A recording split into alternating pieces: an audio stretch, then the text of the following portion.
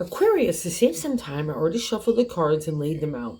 I'm using a Celtic 10 card spread that allows me to look at past, present, and future influences. And as always, I'll go through each detail of the cards and how they relate to each other. So you start to develop your own intuitive relationship with the cards, because this is what that channel is all about, is getting the betterment and benefit out of tarot. And you really need a good betterment and benefit yourself, Aquarius. You are tangled in a little mental knot. It's affecting your spirit, your attitude, your approach, even the narrative that you're talking to yourself in. Okay, let's just get into why I'm saying this, because this is kind of a heavy duty reading. But the blessing is the heavy dutiness is all lying within you. So you could start to make that radical shift in a new direction and greet a new day that's starting to appear around you. And I think that's where the fighting kick is happening. You know something's shifting, you know a change is happening, and you're maybe not quite digging it completely. And let me say why I'm saying this. So in that first card placement is a significator. The general gist of the overall reading is the Nine of Swords. So we're ending a minor, ending the journey in the minor arcana, starting to wrap it up to the 10 of the suit of swords. Swords are our thoughts, it's intellect, it's communication, it's our identity. To the ancient tarot, it's the values and characteristics that we want to hold true and dear to us. And in the Nine of Swords, it's the nightmare card. And the nightmare card is being generated in your own brain set by you. And something's going on, and I think it's because of the crossing card in the second card placement. It's what's not allowing the nightmare just to move on. And it's because it involves your heart. The Eight of Cups, it's a refresh, rejuvenation in the area of the heart. And sometimes it can feel like a big push from the universe, like moving in a new direction. But no matter what, you've got some contemplation crossroad cards here in this reading. And wherever that's kind of touching your heart, it's time to look in a new direction, Aquarius. Regardless of what's happened, you can't hold on to the past. And I'm saying that because in the seventh card position is the way that you're feeling about yourself. It's the major arcana card, the Tower. And that is the only man-made structure in the major arcana. And it's the things that we build up around us to protect us, that we don't have to feel vulnerable, or we even feel like we've gotten into a rut, those things that are comfortable for us. But the Tower is all about breaking down those things, including our mindset and the way we think and look at people and situations, and just breaking that down because it no longer serves us. I've had the Tower once after 9/11. It was so apropos when God kept telling me to get out of business and doing something else. And it's that kind of reflection, wherever that is for your heart. God kept telling you to move on in these new ways. It's, these kind of people are not maybe the kindred spirits that you thought they were. And that's kind of the reflection of the Tower. I needed to break everything apart. And these kind of cards give you like the validation that you're kind of like just sitting there like, what the heck happened? Because when the Tower appears, no matter where in a reading, for me, it's a past reflection that's already happened. The breakdown has happened, and it kind of leave us really upset and chaotic and anxiety feeling, because it's a shakeup, right? It's everything's breaking down, and that's what would be a reflection of why that Nine of Swords is there. But I need you to honor whatever it is that that Eight of Cups is asking you to move on in a new direction. It's happening, Aquarius, so you just need to let it happen, all right? And God validates that you have the wherewithal to do this, okay? And the third card placement is God's answer to me on how to navigate the week. It's the top of the matter in the 10 card spread, and it's the major arcana card here of the Strength. And it literally sounds like what it is. It's a multitasking, handling responsibilities, taking advantage of opportunities, just running in a whole lot of different ways. It's like, again, in that modern day tarot, but to the ancient tarot, it's about the mastery of our thought, working with the lion within, our ego pride, or those animal instincts of anger and rage. We have to master those within ourselves. Those like when it's passion is really used in a good way, it can ignite our creativity and take us in a new direction. Even ego and pride can have a healthy dose of that as well, right? It's all about the balance. But in the non-exalted state, we could be bullying, we could be aggressive, we could be angry, we could let our ego and pride dictate us and maybe not break away from those kind of things that need to kind of go by the wayside in our thinking.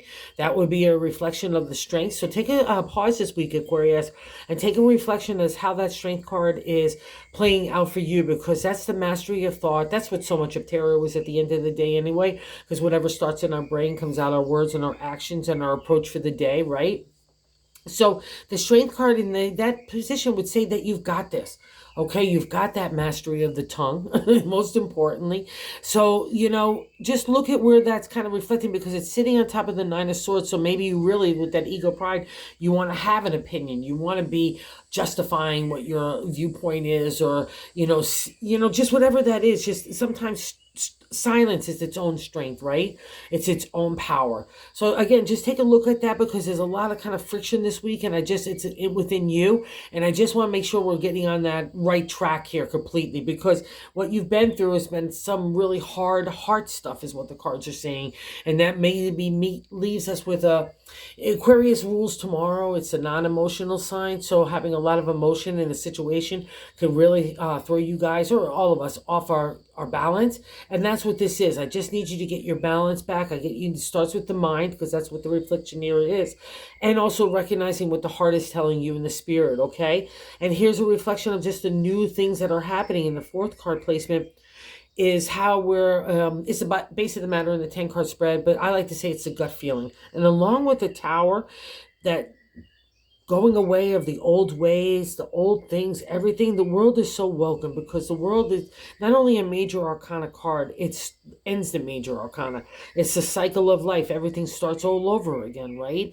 And it's also a validation that you've got all this tool sets of intellect, imagination, the gold coin, and heart. You've learned how to navigate in the real material world. You're learning how to master the life lessons that the major arcana lay out for us. And it's also, too, in the world, a lot of them just are the circle, the snake eating itself, like that you start all over again. But a lot of decks, including mine, have two people in the middle. And it's a representation of the respect that you hold for yourself. And that's kind of the only thing that you're going to allow in your circle. Again, it's that whole viewpoint of the identity of how you want to live your life, who you want to have as friends, who you want to even associate with, who you want to love, how you want to work. It all comes into play, especially with the journey of the swords. And I just have to make sure you're honoring yourself if it's conflicting with other people's viewpoints, okay? Because that would be this. And you need to do you, because that breaking down is meant to be.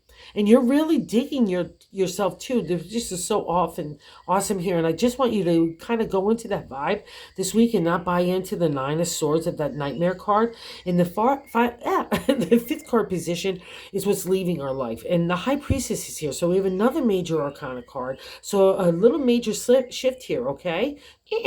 That's happening. And the High Priestess is intuition, the spiritual arts like tarot, crystals, Reiki, any kind of unique way of wanting to connect with God and the universe, even that internal dialogue and that conversation. That would be a reflection that you've been doing that inner work of enlightenment and trying to emotionally and spiritually grow. So congratulations here, Aquarius. Buy into that and let that soothe down that anxiety, fear, and insecurity that gets wrapped up in that Nine of Swords of the nightmare card, okay? The High Priestess is still with you, because you are the High Priestess.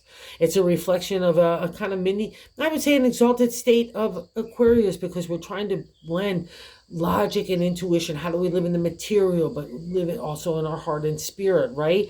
That's the dynamic energy. And that's kind of what's happening here with you. So you need to give that credence. You need to give the power to the High Priestess. And most importantly, you need to give the power to yourself, okay? I'm just going to stick with that. And the sixth card placing kind of validates that new move happening in a new direction. The sixth card placement, what's happening right now, it's the Seven of Cups, the contemplation, meditation in the new moves area of the heart. It's the same kind of like the eight. Like I'm deciding, it's a crossroad card. Sevens are crossroads to me, because if you were really happy, you wouldn't be at the crossroads. That's a reflection of the heart. So wherever you need, now you're making up your mind that I have to do that. And maybe that's why the eight is appearing as a crossroad. You haven't completely decided on where and who and what you need to move on from. So that's the seven. Just again, whatever makes you happy, that's the most important thing. Don't stress yourself, because again, that tightness of the mindset is undermining your ability to be creative and see the potential of what's being outlaid out of that seventh card placement of the Tower, right? Okay, so believe in the Seven of Cups. All your cups are there. And that's God in the universe. Like Aphrodite saying, hey, what do you want to do next, Aquarius? It's kind of like a mini reward card. So go buy into it. It's really good. And here's another reflection that's so interesting as well. So the seventh is how we're feeling about ourselves. The Tower, it's a big deal. It shakes up our world. It's like you're a tree and I'm shaking it so I can get all the dead leaves off. But it's chaotic and it's upsetting and it's like, what what is happening? So, but it's all for our betterment. I can only say it coming out on the other side of things of the tower. It's really a beautiful unveiling of where our kind of true destiny is. So no matter what has to go by the wayside, Aquarius, don't be afraid here. And I think you could just use a little bit of nurturing and self-love. The eighth position is how other people view you. And the Page of Cups is that little youthful energy of the heart. But in tarot, it means self-love. And I need some myself. I need you to put a little energy and loving care to you, all right? And other people recognize this. So if you need to step back to regroup, to catch your breath, to get into that connective state with God and the universe so you can get into that balanced meditation and detoxify. People are allowing you to do so. So, don't let anybody hurt you either. That would be a reflection of the swords because, again, it's our identity, other people's opinions. And during the journey of the swords, everyone's got one.